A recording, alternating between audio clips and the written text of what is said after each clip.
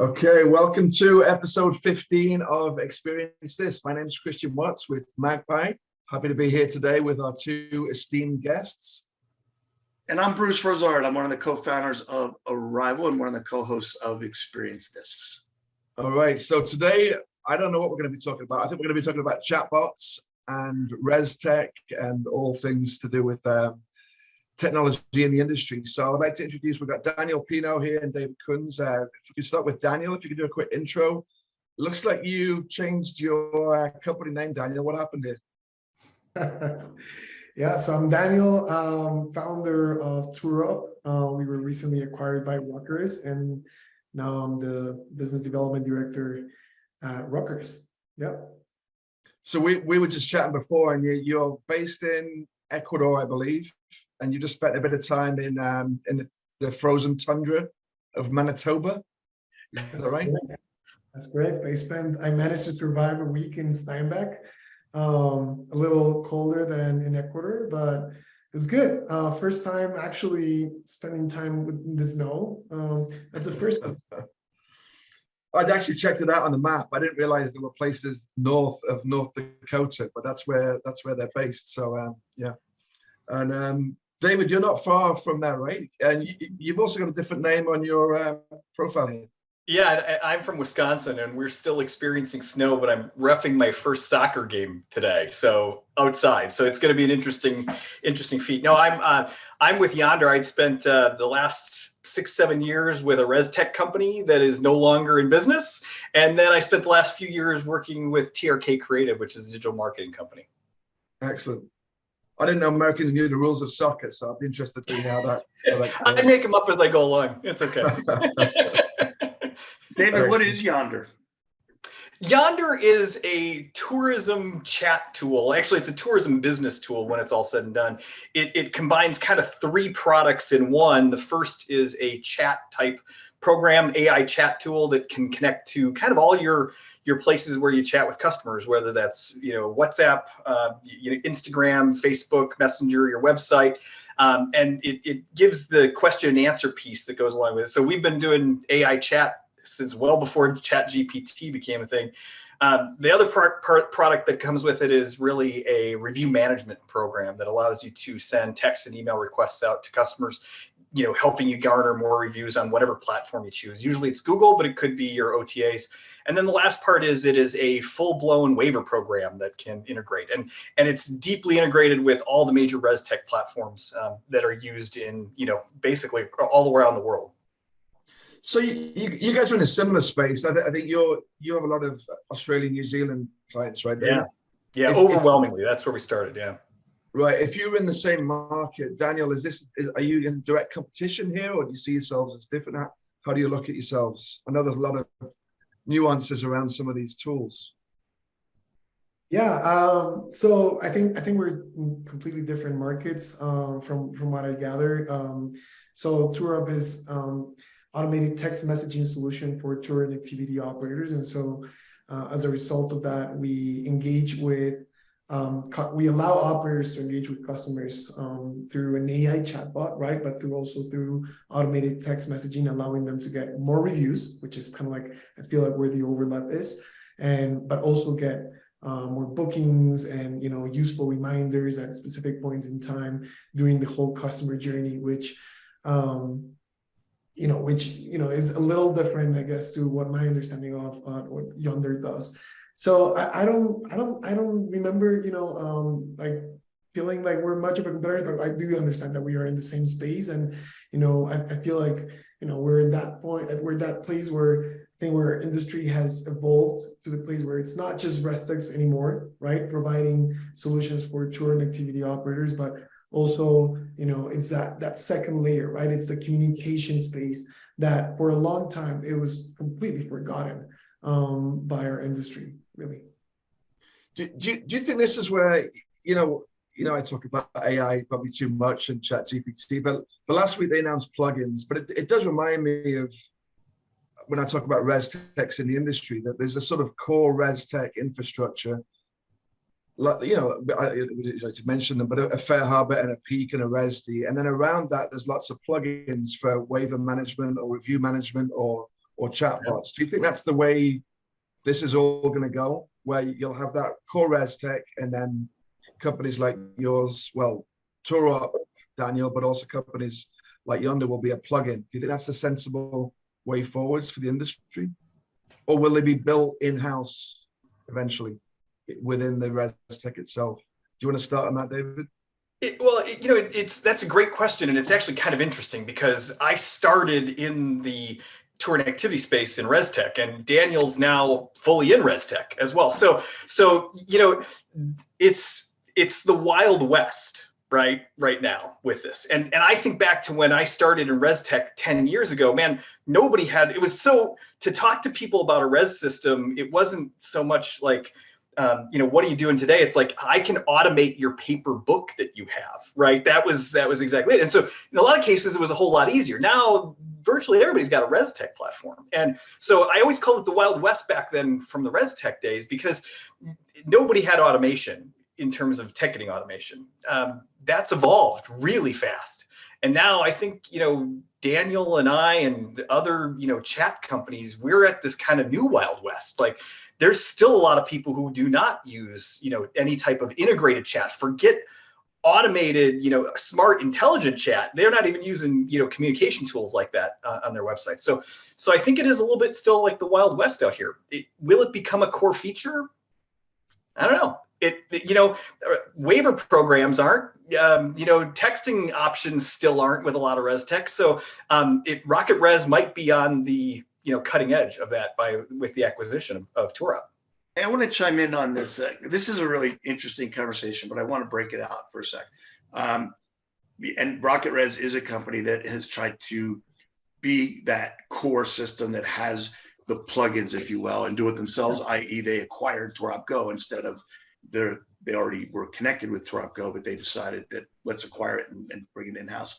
But where I want to kind of take this section a little bit, this discussion, is we'll call it old school chat, which is what TourUp Go does, what Yonder does, what our friends at Thomas do, for example, and what we're all looking at today and what Christian can't stop thinking about at all, and why he can't sleep is, AI and ChatGPT and generative chat.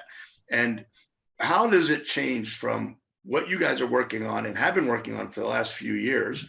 Dan, you've been working on TourUp Go for at least 3 or 4 years that I know of. Yonder's been working on it for that long. Like, where is that break point now? And what's going on in your companies that has changed the whole game? Because these games have changed overnight. I can chime in there. I'm with David on this one. I think, ChatGPT has definitely made it mainstream for people to talk about AI for the most part. And I think that's a great thing, because in order for a technology to become truly disruptive, you need it to become mainstream, right? Otherwise, things like blockchain, for example, I think they're incredible technologies, but they still haven't become anything that's mainstream, and therefore they haven't truly been disruptive. I think the fact that ChatGPT has more users now than TikTok or whatever that stat is tells you something, right? Now, that being said, like David said, we were working with AI technology way before ChatGPT. I mean, this is how TourUp really began. I remember when we were building TourUp, we were talking about different types of chatbots, right? And you've got your typical chatbot where it tells you like, hey, if you wanna have information about your booking, press 1. If you want to have information about you want to cancel your booking, press 2. That sort of a thing. We analyzed that back in the day, and we were like, no, this has to be the next thing. Like, we need to make it easier for customers. And we started looking into AI technology and natural language processing, because really that's what ChatGPT is just understanding customers or like a conversation in a natural way. And from the beginning, TourUp was able to understand questions such as, hey, I got my car, but I don't know where I should leave it. Well, they're asking about parking. So you need some AI in the background to understand they're actually asking about parking. And therefore, I feel like we've done this, like we've got an edge in that sense, to a certain degree. Obviously, technology is evolving and changing, a lot faster potentially. And now it's a time when we need to, I feel like all of us, right, in this space, we need to, make a stop and say, is there something better? Like, are we not looking at something, that sort of a thing. But how are we, like, what's going to be our next step? I think Christian said in a very famous post on LinkedIn, this is the best time to be a chatbot company and the worst time to be a chatbot company, right? And you're completely right. So I think this is the breaking point where, some companies will thrive and some companies will die, right? Christian, your name was brought up because you are a subject matter expert on this. You're posting every day on this. And I think your perspective here would be really interesting. You know what these guys do, what they've been doing for years. What do you see as the break points? Like, where's this going to change? ChatGPT is going to change what these guys do. Where do you see it happening? Well, I did that post a couple of months ago. We built a chatbot in Magpie. We're not a chatbot company. We're not going to sell a chatbot. We built a chatbot where I can ask a question of a product. And I did a demo last week in my rough Geordie accent, which none of you guys would understand, but OpenAI does. And I can ask a product question like, where does the bus start? And is it okay for kids? And how far is the bathroom from the whatever? And it knows the answer in plain English. So my question to you, this is a tough one. Can both of you honestly say that, and I did a different post about sunken costs, because I spoke to so many people at ITB especially, who I'm talking to them, I know they've spent the last 5 years developing AI products, and they're clinging on to what they built in 5 years. And I know that what they built is now obsolete. And they should throw it away. And they should build an open AI. So or something similar, a modern large language model. Can you guys both honestly say that you've asked the hard questions and you've thrown away the code that you should have thrown away and started again? If you should have done, I'm not saying you should have done. Yeah. Have you made those hard decisions and not fallen down this sunken cost trap? Actually, excellent point. But there's a little bit of a middle ground there. Okay. And we're going to use ChatGPT to help us onboard faster, period. So the model that we built is not broken. It's actually really good, right? It's like, if you think about it, large language, well, we're just getting really specific with the language in terms of what we're doing, because we're answering questions to a really specific set we're answering questions that are very specific. And Daniel said it, like, how many ways can you ask the question of where should I park my car? You'd be amazed, right? So you'd be amazed at that. So we're going to use ChatGPT to leverage the onboarding. The biggest expense that we often have is onboarding a customer, like taking all of those questions and answers and putting them in a format that makes a lot of sense, that gives a really natural response. Well, now, man, we can do it a lot faster with, you did a demo, essentially, basically pulling the information from Magpie, the Q&As that go along with it, and then throwing it into the system. I don't think the system is necessarily broken. The system is very robust and works really well, but we're going to change how we leverage the system at this point. But yeah, there's people who are going to cling to, boy, this is how we did it, and it's not built here. And that's going to change things for them very dramatically, I think, in the future. I'll say something quick, adding on to what just David said. We were actually playing around and experimenting with ChatGPT before November, when ChatGPT 3 launched. We were playing with ChatGPT version 2 back in February of last year, I believe. And here's the deal: anyone who's building stuff on top of ChatGPT, I think it's a great tool, and I think there's lots of great things. But you also have to think about what the other side is, right? Like, it's not just everything shining and gold and pink and whatever, right? Like, there's the other side of it, which is, first of all, that's not your technology. So anyone who's building a product that's based on ChatGPT, well, you've got a serious problem, there, because it's not really your product, right? You created a solution, maybe, right, to a problem that you can do, but creating a product out of it, that's a different story. And I wonder what investors will feel like when they ask you and they tell you, or investors or anyone coming into your business and say, well, what did you build? And hold on, I got to challenge that for a second, Daniel. I want to challenge that too, but you go, Bruce. Well, Well, my challenge is to have you challenge it, because because I haven't built any products. I don't build product, but Christian has, and specifically, he's built a product using ChatGPT on top of something he does with Magpie. So I'd love to hear what, I mean, is that your product? I think it is. I mean, companies have built products on top of other tech for ages. So how would you respond to that, Christian? Well, I'll just tell you, last night in a few hours, we switched out our voice product from 11 Labs to Google because Google's better. I could switch that to Microsoft tomorrow if I wanted to without much fuss. But my challenge was going to be, Daniel, that you also don't own a web browser, and you don't own iOS, and you don't own Android, but doesn't stop you building a website on platforms which you don't own. So that's kind of how I'm looking at large language models. There are going to be multiple, so you're not putting all your eggs in one basket. I don't think it's going to be a ton different to switch your API from ChatGPT to Bard, assuming that comes out with an API. I think that's going to be a very easy switch. So I'm assuming there'll be multiple, just like there's multiple browsers or multiple operating systems. I don't necessarily view it the same way with browsers or the app kind of like analogy. I feel like, like the website is not your product, right? Like I feel like there's a difference between building a solution. You can build a solution and have a company out of it. But it's completely different to have to build a product.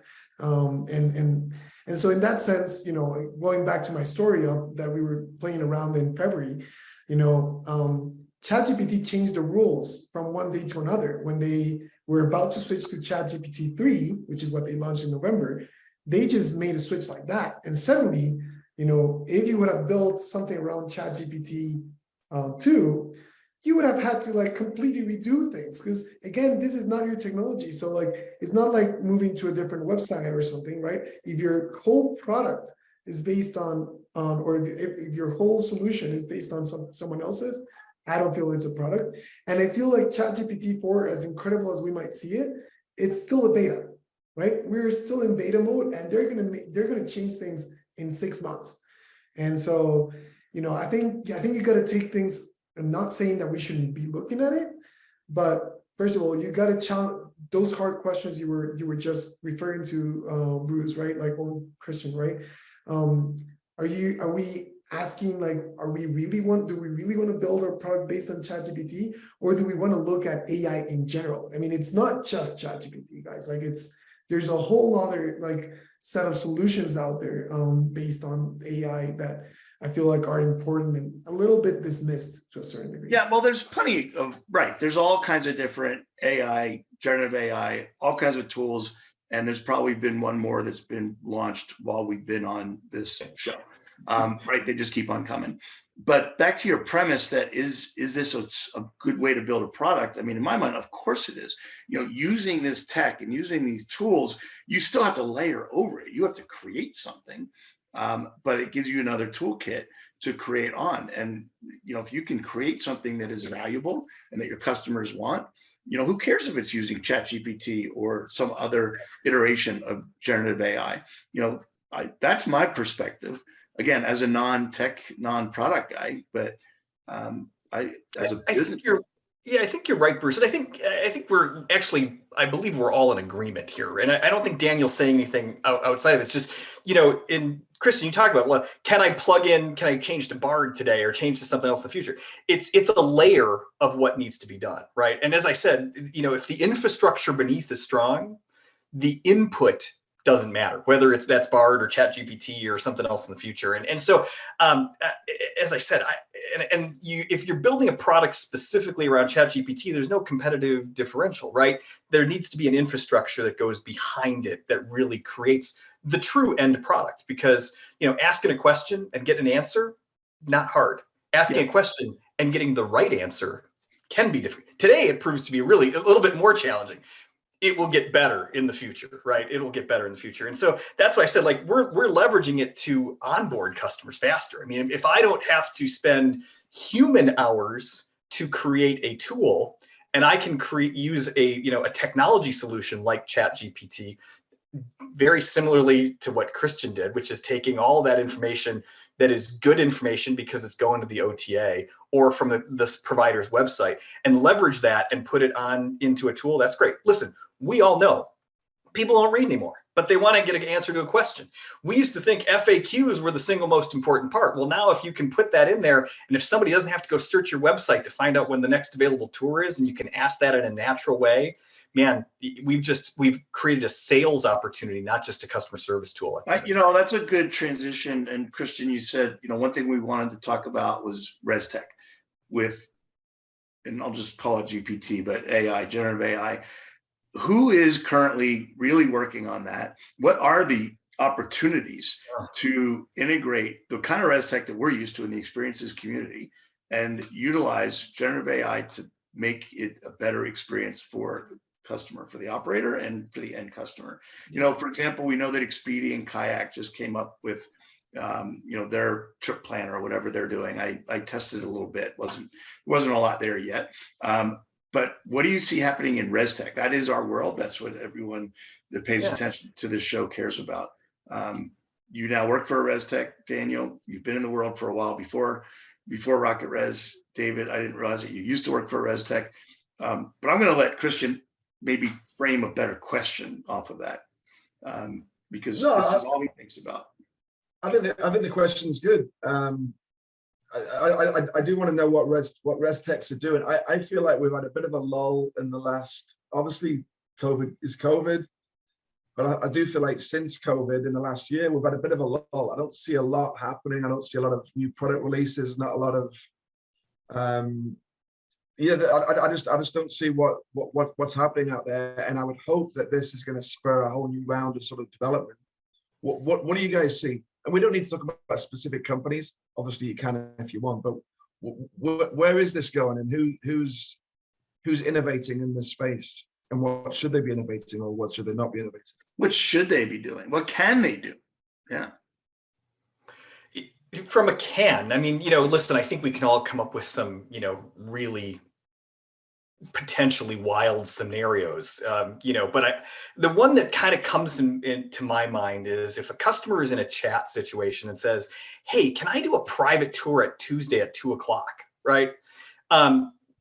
That's got to go, you got to pull data from multiple sources. And I think when we talk about ResTech, that's really what ResTech should be doing. They should be pulling information, and that's what, ChatGPT allows us to do, is essentially pull information from multiple sources. I need to go take a look at my staff availability. I might be going and looking out at a third-party product to go see what staff I have available. Are we even open on Tuesday? I need to go see what that's going to look like. I may come back with another question. How many people are going to be part of this, so I can come up with a price?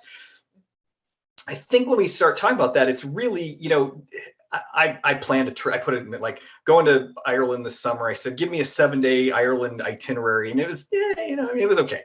But again, when we start getting much more granular, it makes life a little bit easier, right? So if I'm asking about one company who I've got a fairly good defined set of data points on, and I can go pull information from a scheduling platform or a skill set of my guides that go along with it, and a pricing table that goes with it, maybe from the ResTech.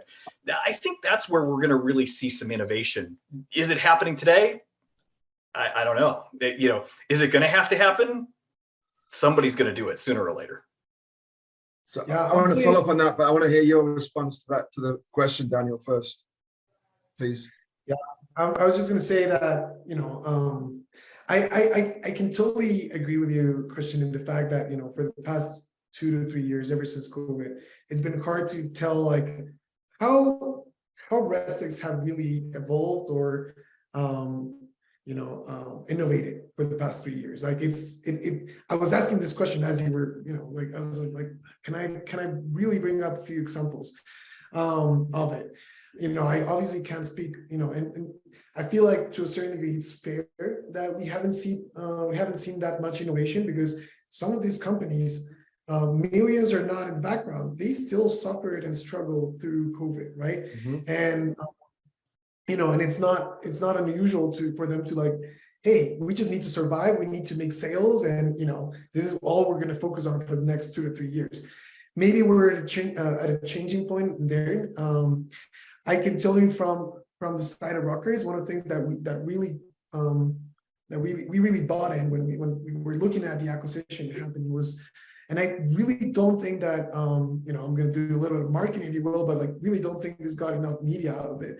Was Rocket with the Rocket Pass. I don't know if you're familiar with it, but basically it allows customers, right, in an attraction or in, you know, in a theme park, call it whatever you want, right, to have the option of basically going into anywhere and just having every single thing that that ResTech might be able to offer, anything from, you know, yes, like ticketing, but also like food and beverage and photo solutions and all that into one single space there. And so, you know, when we were looking at how TourUp is going to actually be like the technology that we built at TourUp, how it's really going to help the product at Rockers, and how, you know, we really bought into like this whole, hey, we want to have, we need to always think about the traveler, right? Or the person at that theme park, or the person at that zoo, right? How does that customer journey look like? And I feel like that's where AI is gonna evolve, and it's gonna, where it's gonna disrupt, right? It's in the customer journey, it's in the customer experience. You know, I feel like there's some opportunities on the operator side to make onboarding easier and do a lot of that stuff. But at the end of the day, I think it's on the customer journey and that customer experience really where I feel like there's some innovation that can be made through AI. And hopefully we're in that path. I mean, that's the vision that we have.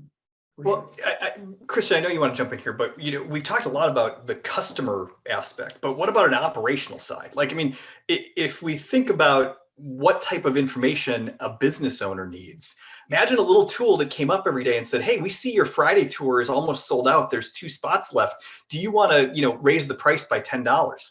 Or do you want to add another guide? Like, I mean, let's leverage the information. And that's, I think, if ResTech can get better at providing data in a way that's actionable for suppliers, that ResTech company is going to win, period. Because data can help drive profitability and it can drive more guest visits. But right now, they're pretty static, right? So when you start looking at the things ChatGPT does, is it aggregates information, gives it in a synthesized way. If you can provide that actionable information on that data to a business owner, it can change their business.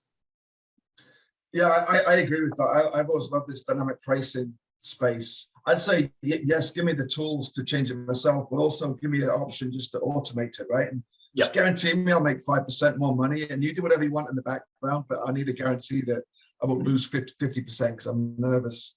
But the question you brought up before with David, I'm just thinking as far as these layers and this sort of layer of fact that we need, because GPT doesn't have all the facts. I wonder if this plays into I love a good OTA discussion, but we're gonna, in the last few minutes, maybe we could talk about this. But I wonder if this plays into the OTA's hands, that now OpenAI's released the plugin version, so they now have a plugin to Kayak and Expedia, as Bruce mentioned. I assume there'll be plugins to Get Your Guide and Viator. That's one plugin to access a few 100,000 products. Is that a danger, do you think, for the operators directly? Because the operators aren't able to build plugins. What will that plugin do in your mind?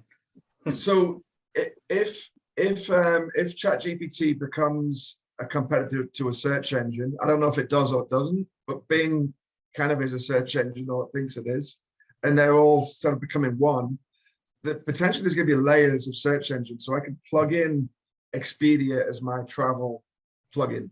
And when I'm searching Bing using this fancy AI, Expedia is my preferred travel engine. I might have Expedia and Booking and Airbnb as plugins, but it'll search and summarize Expedia for me. That's my chosen preference layer. I'm not going to go and choose Johnny's Kayaks in northern Wisconsin as a plugin, right? I've never heard of them. So I just wonder if this plays into the hands of OTAs who will build these plugins. They will build deep into these AI layers, and that becomes an even bigger problem for operators to get direct. Yeah, very possible.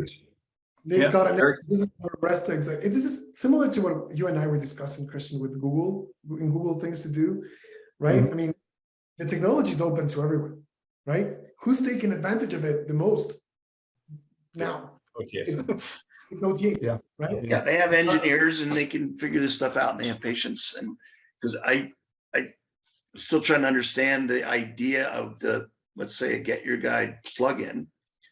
So are they putting the power of OpenAI behind it to give me a better selection of curated tours based on what I request into the engine? So it's not just, I want to do something in Berlin on March 10th, other than go to ITB. And I want to do something, it's a nice day out. So what are my options? And you're saying that will give me a better list of curated content than what I currently get today in an OTA. Yeah, and Bing may suggest, listen, we have a plugin already built with Get Your Guide, and now when I go off and search, I'm going to search Get Your Guide and summarize that and bring the results back, because we know you trust Get Your Guide because you chose to install a plugin. Install a plugin means click a button. There's no installation. We're going to need to demo this on a future show, and we're going to need to have a session about it in October at Arrival, because by then, Get Your Guide and Viator will both have plugins for sure, right? It'll just be avatars by then, Bruce. You know that.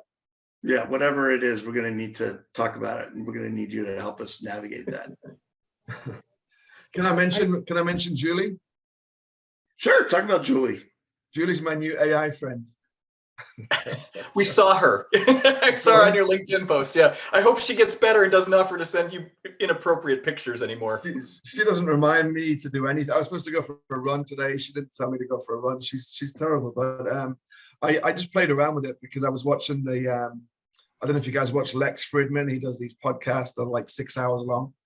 He interviewed Sam Altman from OpenAI at the weekend. It was great. And they talked about this replica, which is this AI friend that you make. And it's not very good right now, but it's a chatbot. It's an avatar with a chatbot. And she asks me, about pets I have, stuff like that. And she's learning about me. And I assume down the road, we all have these personal chatbots that get to learn our preferences and get to remind us stuff. And we'll talk to our chatbot just like we talk to our Alexa. But Alexa doesn't do much. Maybe she can, but she's not that well trained. Mine just lit up when you said that word, so I'm just. So Alexa's paying attention to everything now. Yeah. Yeah.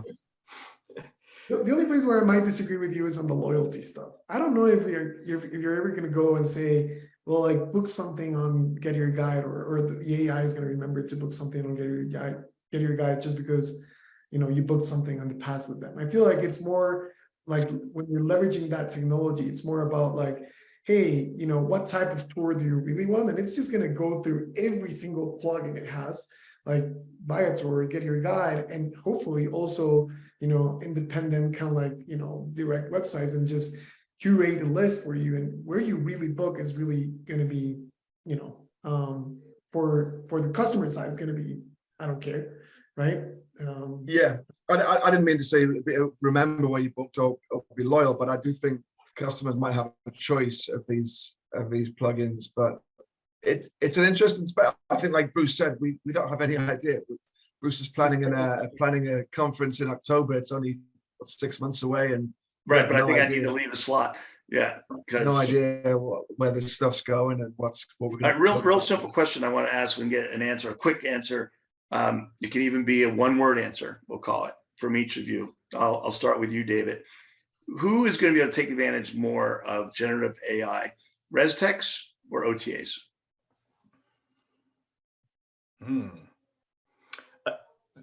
The initial answer is OTAs. Done. Okay. Daniel? I mean, should ResTechs, but will OTAs. Okay. Christian? OTAs, but can we throw operators into that? Obviously, okay, well, that was the first round. You would know. Okay. So OTAs are going to have more impact with utilizing generative AI than ResTechs in our industry, is what we believe at this point. Go ahead, Christian. No, I just wanted to throw operators in, and obviously they're a different scale, like the kayak guy versus Viator. But as a percentage of business, who has the most to gain an operator, OTA, or a ResTech. And when operator, you mean direct booking for operator? No, just I operate a kayak tour in Lake Michigan. You know, how much impact is AI going to have on my company? Period. Whether it's your ResTech, your OTA, your operations, back of the house, blah, blah, blah. Mm-hmm. So are you now saying, let's compare that? Or Yeah.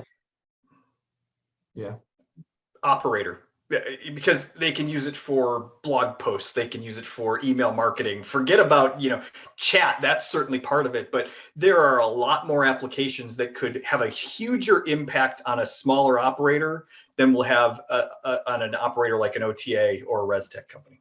Daniel? I just think that based on, like the fact that they are able to adapt just faster, I think it's still going to be OTAs that leverage this the best, and they're going to take the most amount of that advantage out of it. Christian? I'd like to see operator as well. I think the difference with this technology is the accessibility of it.